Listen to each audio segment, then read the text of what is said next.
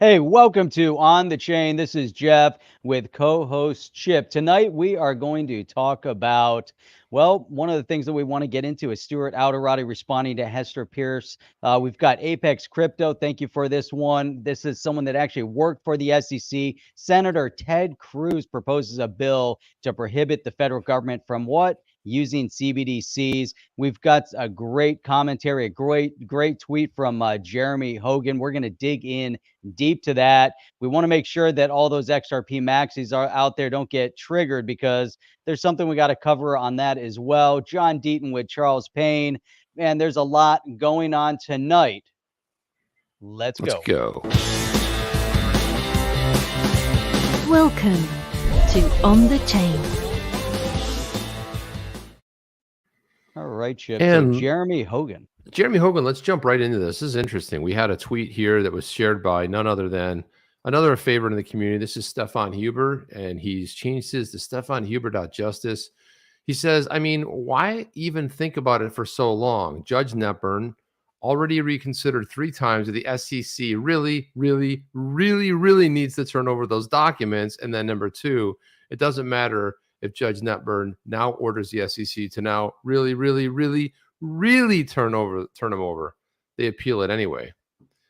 Jeremy Hogan weighed in on that. He said, Judge Netburn knows this is being appealed up to Judge Torres to review, and possibly even up to the Second Circuit. Interesting. And so she will probably want to draft a good order, knowing it will be under a lot of scrutiny. And this takes some time.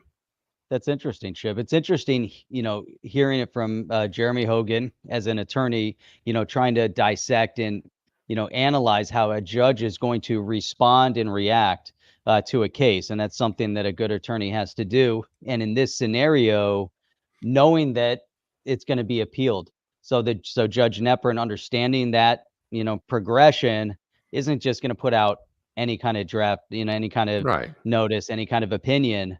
And he's saying it right there because it's going to be under a lot of scrutiny. What kind of impact do you think all of this is going to have on this case? Is this something now, your opinion, just everything that we've seen, settlement, going the distance, understanding that this is also going to appeal? Could be a summary judgment, but I think that if every time the SEC has requested something, they've been pretty much given it. I mean, not in every instance, but it's really shaping up. This is the case of the century. I mean, I know we're pretty early in the century, but it's a case of the century. That's what I think's happening here. And then, but so Stillman XRP said, well, so will this likely not end in 2022? Are we going for extra innings? Drum roll, please, as we enter Jeremy Hogan's answer. Jeremy says, if Judge Torres allows the appeal of the DPP, deliberative process, what is that? Deliberative process, whatever. The DPP issue, if it makes it that far, then a ruling from the Second Circuit will take months, probably 4 or 5 months, Jeff. And if that happens, all bets are off as far as timelines. So that's why we don't know if there's an end date in sight. We just don't know. And, Jeremy Hogan. 4 or 5 months. Yeah, it could be 4 or 5 months. And it really depends on what Judge Torres it allows the appeal of the DPP, whether or not she actually does allow it or not. But again, what you don't want to do is this get kicked up to the next court, and then have more scrutiny. And it just becomes an appellate court. I just find that this is such a big case. And of course, library is happening in sync with this case, but you notice there's certain things going on in that case where they're just delaying it, but all the focus is here right on the SEC v. Ripple. So I thought that was a major case, Chip. You brought up a solid point. This is the case of the century, as we're, just into the century, relatively speaking. And man, it's going to have massive impact on the crypto space at large, which is why we all, have to take it doesn't matter if you're into, if you're a maximalist in any other asset, this is the case to be watching.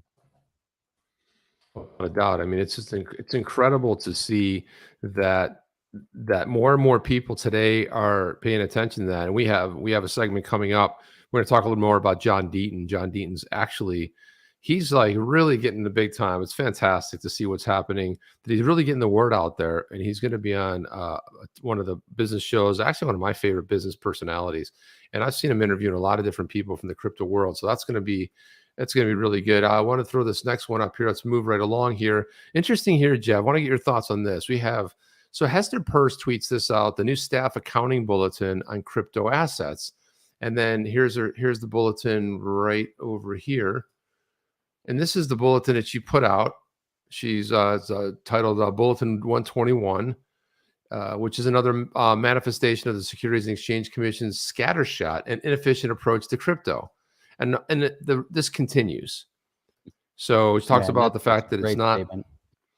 that why now? The staff cites in 2020. She goes through the whole thing here and pulls it in. And what's really interesting here is that Stuart Alderoty, who is the general counsel over at Ripple, says the commission has refused, despite many pleas over the years, to provide regulatory guidance about how our rules apply to crypto assets.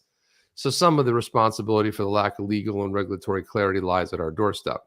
You break that down a little bit there, Jeff.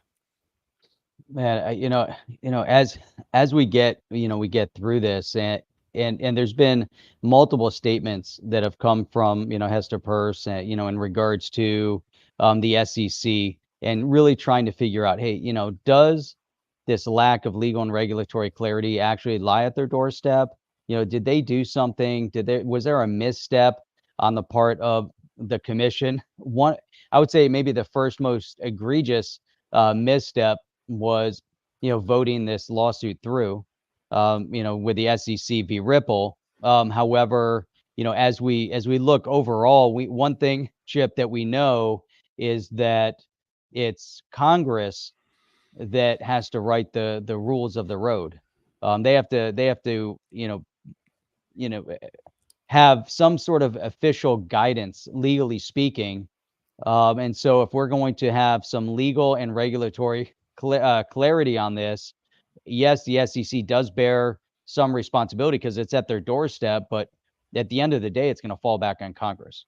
True, but I mean, what I think is interesting here to note is that you have commissioner, probably the only good commissioner, probably the only good person over left at the SEC since Eli Roisman left.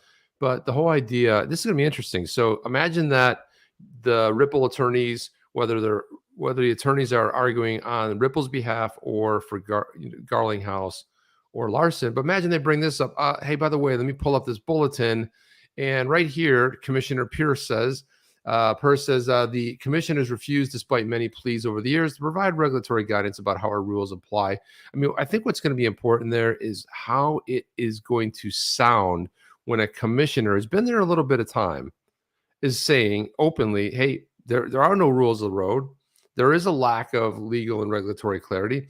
Like, I'm with you, Jeff. I don't necessarily believe it lies at their doorstep. I believe it lies at the doorstep of Congress. They're the ones that make it. But you can't enforce rules that aren't exactly there. And I think that is one of the, there's just so much good, and there's so much good fodder for the Ripple attorneys or the Garlinghouse or, Larson attorneys, because there's just too much going on here. It's incredible. There's a lot, and this is where, we've covered this for a long time. We've looked at what the SEC is doing. And a little while ago, you just brought up the SEC v. Library, and 4 years, 4 years that's been going on. And the SEC says, well, come in and talk to us. Come in and do this. Come in and do that. And then at the end of the day, they said, well, you might want to lawyer up. It's, right. So this whole thing is, and what Hester Peirce is, is also acknowledging, is that a lot of this responsibility is on their doorstep. Why? Because they're the ones taking the far overreaching, overzealous opinions and actions. Mm-hmm. It's more than opinion at this point. It's action against Library, action against Ripple. And this is just the beginning, because now there's rumor, or at least discussion, that who's next? The exchanges. Yeah. And then who predicted that? John Deaton predicted that. John Deaton was the one that says, hey, they're going to go out to the exchanges next. I wouldn't doubt it. Look at this. So Matt Hamilton is working full time. He's the biggest, probably the best XRP community member for Breaking FUD. Here he is again. So roscoe.ust says XRP is the crappiest project in crypto. Its whole purpose is to help centralized banks make more money. And it was because he was commenting on Watcher.guru that said just in, Ripple co-founder Chris Larsen donated $5 million to an environmental campaign against Bitcoin. He's saying it's the crappiest, the shittiest project in crypto. Its whole purpose is to help centralized banks. So Matt Hamilton, FUD breaker, says, you've been misled, I'm afraid. The whole purpose of XRP is to allow people to transact peer-to-peer without the need for centralized banks. Bam. Thoughts, Jeff? Interesting. It's really, really interesting at this point, right? Because at first, if we think back to Bitcoin, Bitcoin's initial premise, and at least those that adhered to that premise, was, hey, you know what? We're going to be able to do away with all banks. XRP and this purpose that Matt Hamilton is talking about, peer-to-peer, but this could also then be extrapolated to, the distinction of the Stellar organization that goes micropayment to Ripple, that's going payment infrastructure plus large payment structure, and everything, everything else that's circulated within the XRP ledger. There's so much, built-in technology in that XRP ledger that can then utilize XRP, that most of it is still remaining relatively untapped. Right. And we're only starting to see beginnings of what that could look like. And it's pretty amazing, whereas you look at some of the others, and I think Bitcoin, it moves money, it either stores value or it's moving money. But the XRP ledger, man, I mean, it has so many variabilities to it. And, as we've seen, Jeff. 10 years. And as we've seen them talk about the further development as it gets orchestrated with the liquidity, with the ODL, the on-demand liquidity, as they move on to side chains and all these other variations that can then expand on the ecosystem, becomes really, really impressive. So, Hamilton just kind of touching on one little, aspect of it, but I think there's so much more. So much more. And let's go into this next one. This is a tweet that put out by John Deaton. Super excited about this just because John Deaton is just phenomenal. Let's look at this right here. So I'm looking forward to appearing on Making Money with Charles Payne. Let me go back on Fox Business this Wednesday, April 6th, between 2 and 3 p.m. Eastern time. So you guys are going to want to mark your calendars. This is on Fox Business. Charles Payne. This is Charles Payne right here. He's fantastic. I've been watching him for the last 20 plus years, and he's just a force to be reckoned with. He's been really doing a lot recently. Like the last couple of shows, I've seen him interviewing a couple different people. He had Perion Boring the other day. He was talking about Bitcoin. So he's really been diversifying a little bit. And, he really cut his teeth on the stock market. That's where Making Money, stock market. But now his show is starting to get into crypto. It's fantastic. I'll just read his bio. It says, trying to make the sense of the world while becoming the man my mother raised. I give a damn, love my family and country, and making people money. It's a great little bio right there. So John Deaton is going to probably crush it like he always does. We're going to probably have that clip available. We'll probably go through it. And really excited to see Deaton on that. It's going to be good. Your thoughts? No, I'm excited to see Deaton go on Charles Payne. I think it's outstanding. It's going to draw a lot of attention to the space. Obviously, Gasparino, and Eleanor Terrett, have been focused a lot on what's happening with the SEC v. Ripple case, and what's happening within crypto at large. John Deaton having this opportunity to go on with Charles Payne, it's really a major major thing. And as one of our viewers has mentioned, Charles Payne viewership is about to skyrocket, so thank you, XRP Panic, for that commentary. Chip, as we kind of dissect and we kind of delve into this space, one of the things that we've talked about over the past week, we've had some members in the community that seem to be attacking members of Congress, members of Senate, members of Congress.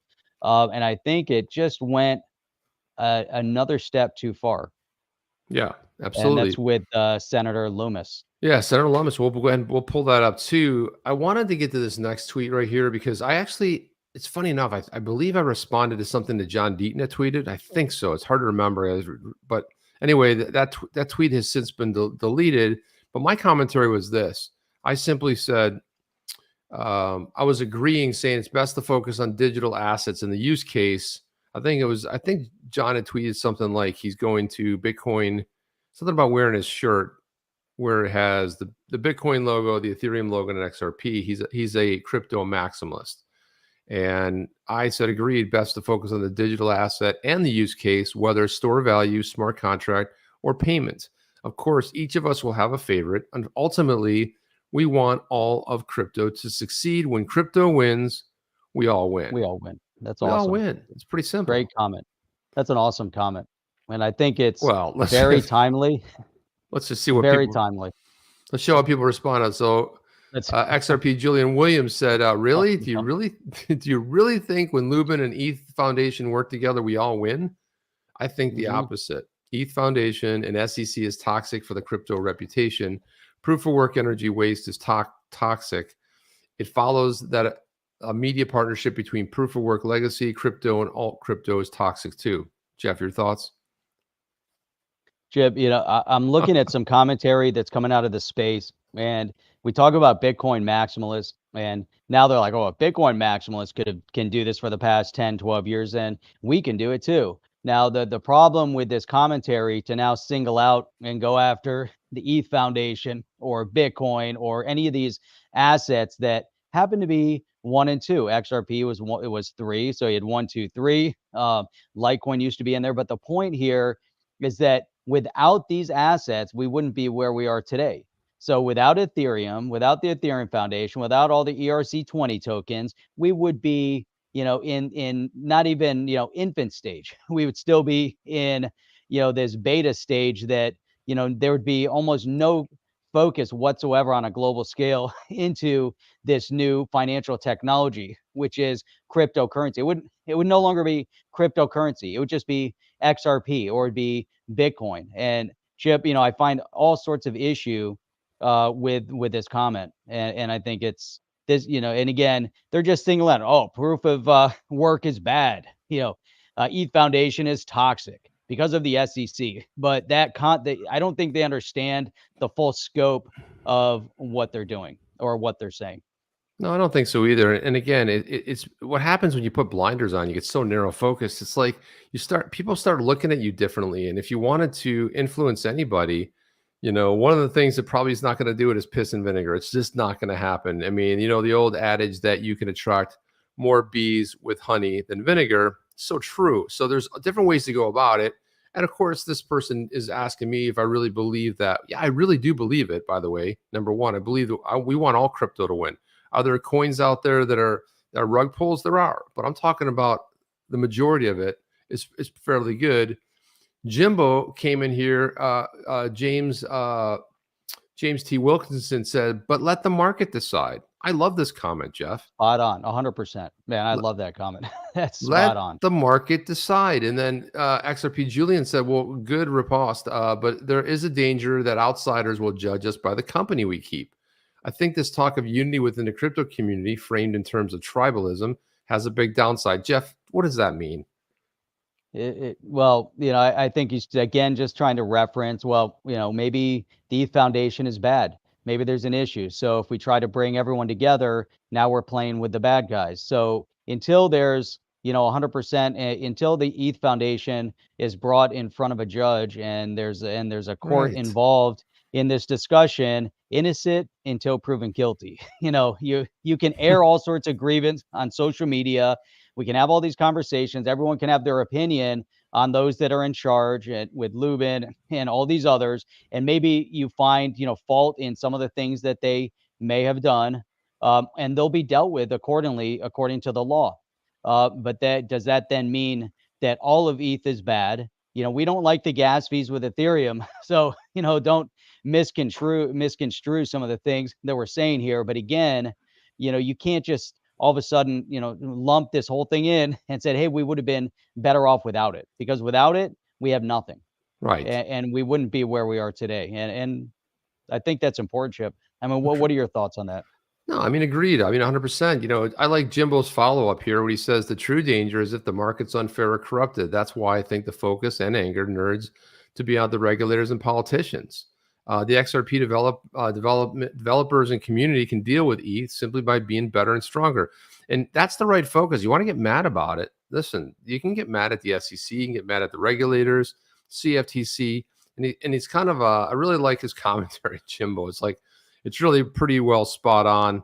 I just like the focus of where he's going with that. And it's like, there's always a way that you could, let's see, here's something else I wanted to throw up here, Oh, Jeff. here's a quick comment before you move to that, but just a quick comment from Jungle Inc. He said the problem is really the SEC, not so much the players on ETH. Correct. So I think that's a really good point. Do you think, and this is the funny part about it, do you think, put in the same position, you want your favorite to succeed, you can do everything in your power. Now, like what Jeff is saying, whether they did something wrong, it's not a good look, let's put it that way. But again, hitting every senator puts out something pro about crypto. Hey, this is pro. We're working on a bill. We're doing this. And then you attack them with, are you going to investigate this thing? It's starting to stink, Jeff. It's like, what they say is, that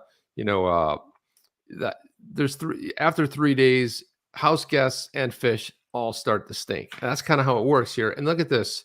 I wanted to bring this up. And again, I don't know this person. This is mickle.xrp. Says, breaking. Gary Gensler's done everything possible to stifle crypto innovation in the U.S. Yeah, I kind of agree with that statement. Cynthia Lummis, Senator Cynthia Lummis, has a plan to give Gary Gensler more power to hold America back. Jeff, your thoughts on that? This mickle.xrp, never spoke to him. Don't know who he is. Today was the first day that I saw some of his videos. But that statement to me means that he has no idea who Cynthia Lummis is or what she's done thus far for the crypto space. To make a statement like that is his opinion, but it's not based on any kind of fact or action on her part. As a senator, she's done, again, a lot and has been very outspoken in support of crypto and regulatory clarity. So I don't know where he's coming with that. I think it's a little bit kind of out of left field somewhere. Yeah, it's bizarre. It's saying she has a plan. I mean, she's doing some bipartisan legislation right now. She's been floating little bits and pieces of it. How is that a plan? She's openly talked. If you pay any attention to what Cynthia Lummis has said in hearings, she's been very pro-crypto. Yes, she loves Bitcoin. So what? You get hung up on that, you're missing everything. You're like, that laser focus is getting you off balance there. And then he says this. That retweet comment is also relatively ignorant. What's that? His retweet comment. So yeah, look at this. Retweet if you hold crypto. Right. Well, that makes no sense. Right. You get all the crazies jumping in there. We got to fight for our rights. Then Mickle followed it up saying, Cynthia Lummis has an open invite to come on my channel and discuss why I'm wrong. Okay.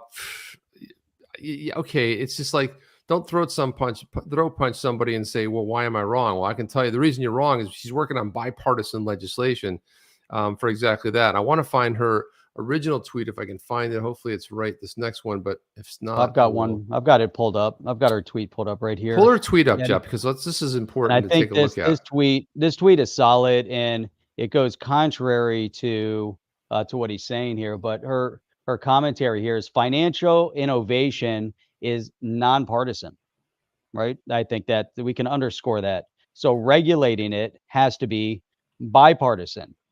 Now, to understand that means that when you get into financial innovation, which is the development of cryptocurrency, it doesn't belong to one party or the other. It is meant to have all parties involved in it. And this is something and this statement that she put out here is something that we need to truly learn from and should be replicated on a global scale. And I think that's really important. Yeah, absolutely, Jeff. And it's like, does that sound like somebody who's putting together bipartisan and is openly stated in hearings that it's chasing financial innovation? I mean, from fintech, blockchain innovation outside the U.S. because there's murky rules of the road. This one right here, Jeff, this is probably a great story that you and I are very interested in because we talk about it here on the chain quite often. But if you look at this right here, U.S. Senator Ted Cruz proposes a bill to prohibit federal government from using CBDCs as a surveillance tool. That's what we've talked about here. According to a press release, Cruz introduces the bill as a complementary piece to Representative Tom Emmer's legislation calling for the prohibition of the government from directly issuing a CBDC to individual consumers. Cruz says the bill aims to stifle any attempts the government would have to centralize cryptocurrencies. The federal government has the ability to encourage and nurture innovation in the crypto space, not to devastate it. Bill goes a long way in making sure the big government doesn't attempt to centralize and control crypto as it can continue to thrive and prosper in the U.S. We should be empowering entrepreneurs, enabling innovation, and increasing individual freedom, not stifling it. Jeff, thoughts? That's solid. One of the problems that we have with CBDC is very centralized. I like the idea, what he's putting out there. We shouldn't be stifling innovation. We should be promoting innovation. And that's, needs to come again from, Congress, from the Senate, from the House. They need to actually put forth, bills that are providing a clear framework, a clear path that is going to allow for the growth, for the development, for the expansion of innovation, and most importantly, to allow the U.S. To stay as a leader in this space, in the crypto space. And without that, I don't know exactly where it goes, Chip. I mean, and it becomes one more element that could become problematic. Yeah, and then Emmer chimed in and says he supports Cruz's bill because it would prevent the U.S. from becoming like China and spying on its citizens. And then he said, I'm glad Senator Cruz agreed to offer the Senate companion to my legislation limiting the Fed's authorities. The Fed must only craft a CBDC framework that's open, permissionless, private, meaning that any digital dollar must be accessible to all, transact on a blockchain that's transparent to all, maintain the privacy elements of cash.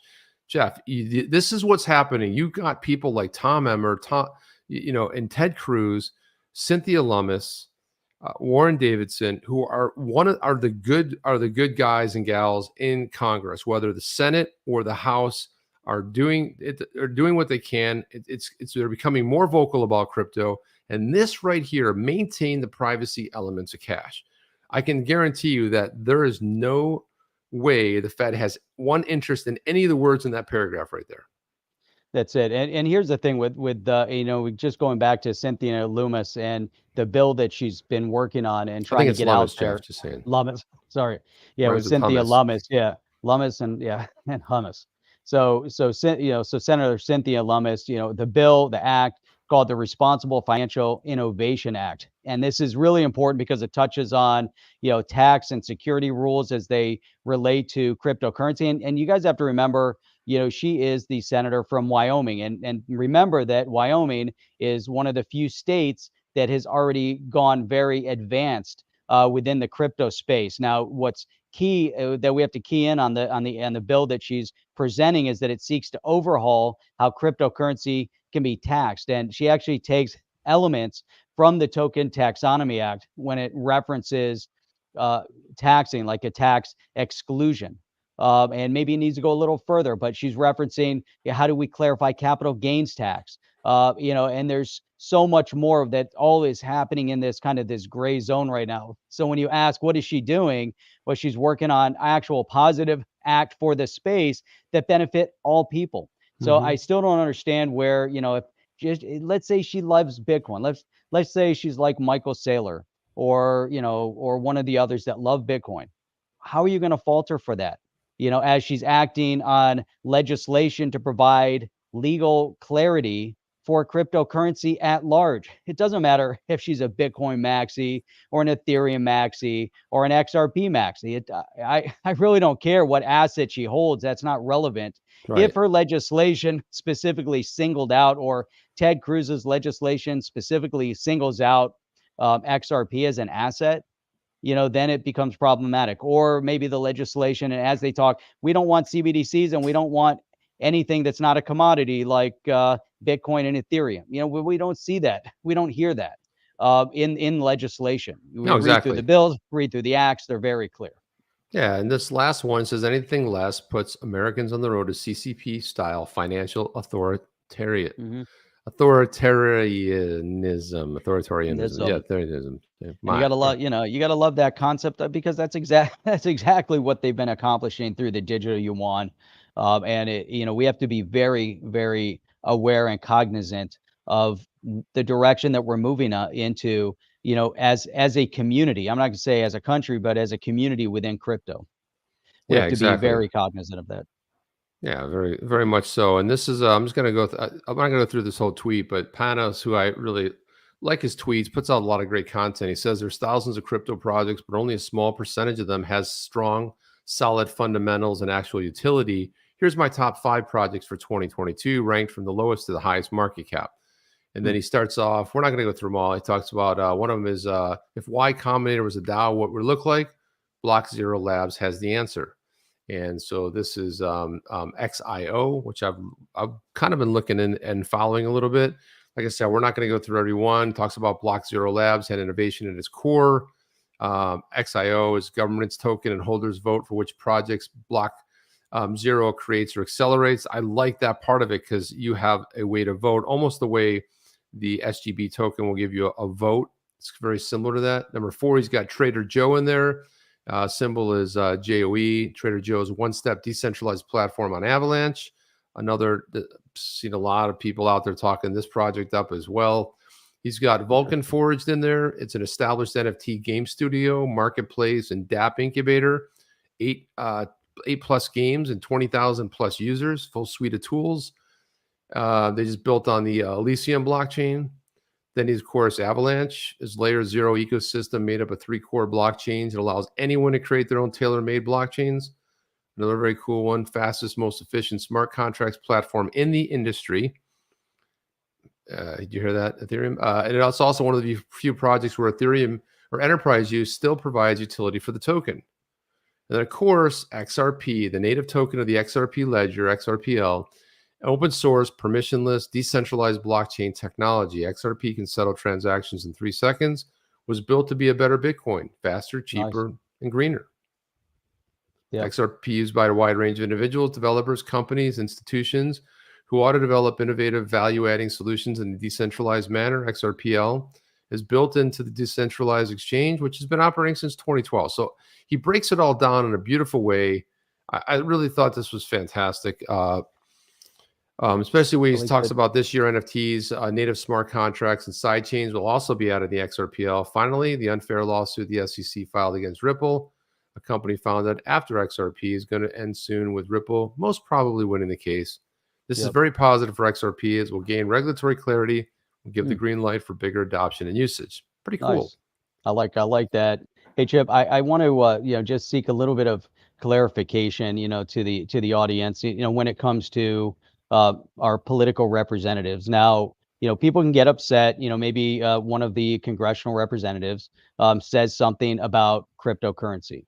We've heard many that'll say something about, one of the assets. And just because they're in Congress and Senate doesn't mean that they're doing all of the deep investigative that the cryptocurrency community does. So instead of bashing these congressional representatives, if they say, hey, we like ETH, we like Bitcoin, and we think XYZ, about the other assets. How about pick up the phone and call their office, write them a letter, and explain to them why that's kind of they're looking in the wrong direction. Explain to them why, all the assets aren't necessarily securities like Gary Gensler thinks. Explain to them why, XRP isn't a security.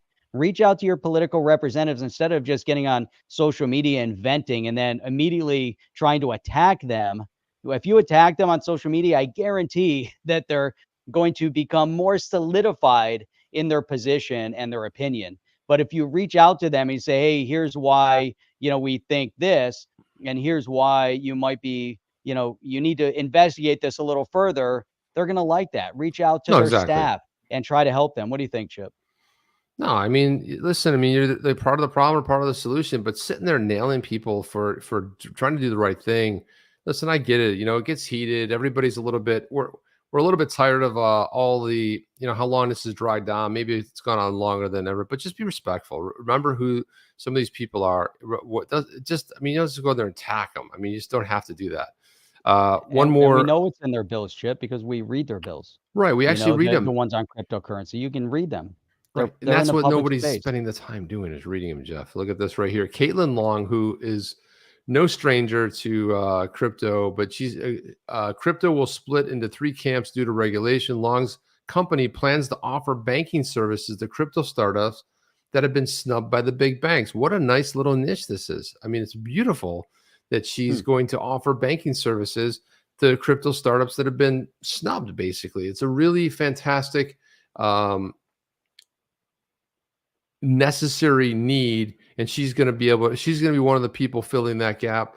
And then finally, Jeff, we've got this one. Pudgy Penguins Ethereum NFT collection was sold to Nets Capital for $2.5 million. Penguins are trading hands. Pudgy Penguin. I Pudgy should have worn my Penguins. penguin. Pudgy.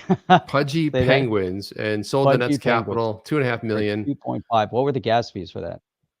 Well, that's a good question. Penguins are trading hands after months of community turmoil and ousted leadership. Here's another project, NFT project, where they had to oust the leadership. So $2.5 million, it's sold. There's the Pudgy Penguins. They need a change, and there it is right there, Jeff. Man, I mean, anything else, awesome. Jeff? What else you got? Man, that was great. I think that was, really good commentary. We covered a lot of great topics. I just want to summarize that. If you have a congressional representative drafting a bill, yes, they do need to hear from random Twitter people, because you do more research and you understand it. You need to reach out to them and, give them your opinion in a positive way. Don't do it in an attacking way. Chip, this was an awesome, awesome show. We covered really, in-depth topics. What are your last comments here? Yeah, my last comments is that, if you want to, I mean, Gandhi said it eloquently, be the change you want to see. So if you're throat punching somebody 24/7, is that the change you want to see? I mean, turmoil. Yeah, listen, sometimes things take a little time to wash out. It takes a little bit of time, but to sit there and be all piss and vinegar doesn't really help things at all. And let's not get so emotional. I mean, that's just it. I mean, look, we all want the best for the community at large. And I'm talking about the crypto community. I'm talking about blockchain. This is decentralization equals freedom. And that's the way we're headed. We're headed towards decentralization. We've got bills coming out trying to stop the Fed from issuing programmable CBDCs, which can take control of your life, tell you what you can buy, what you can't buy. And I mean, we don't want to go to a dystopian future.